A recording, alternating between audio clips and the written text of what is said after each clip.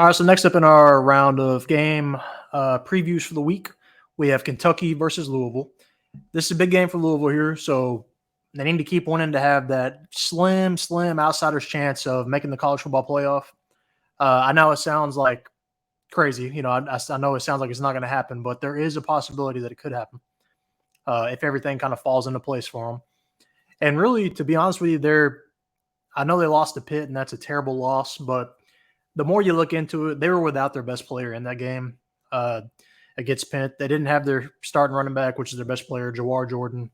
He was out against Pitt. If they have him, they probably win that game. You know what I mean? Because whenever you don't have your best player, it's a big deal. Now, it's no excuse, but you know what I mean? They were that close to being undefeated. But I think this is going to be probably a competitive, close game this week. Kentucky's no slouch. Kentucky beat them last year, talking about Louisville, and really, Kentucky doesn't have any bad losses. Their worst loss is South Carolina, but they've been competitive in the majority of the games. They've only lost to the ranked teams in the SEC, so not really bad losses. You know what I mean? So as you can see here, South Carolina, Alabama, Tennessee, Missouri, and the other one's Georgia. So they're kind of just right. South Carolina is kind of the only one that's not against a ranked team, really. So really, that's not terrible. So I think this game will be more competitive than people are giving it credit for here. I guess the spread's 7. That's probably accurate. I bet it'll be closer to like 3 probably. Or spread's what? Minus 4.5. So yeah, not bad. I'll take 3 probably. So I'd take that.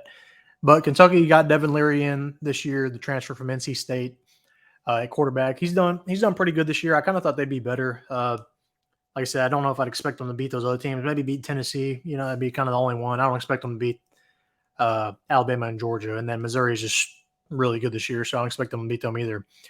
But Louisville is kind of the surprise here. And Jeff Brohm's first year as head coach coming over from Purdue, they've been good this year, man. And I had them ranked in my preseason. I thought they would be a top 15 team by the end of the year just because of how their schedule played out, but I didn't expect them to be a playoff contender and have somewhat actually a shot at the playoff. I know it's going to be far-fetched and it's probably not going to happen, but there is a possibility. But stand out here, obviously, their running back I talked about earlier, but also Jack Plummer, their quarterback coming over from Purdue as well. He's played like a top 10 quarterback in the nation this year, and he's really lit it up lately. I mean, they're putting up some points, as you can see over here on under Louisville's last 5.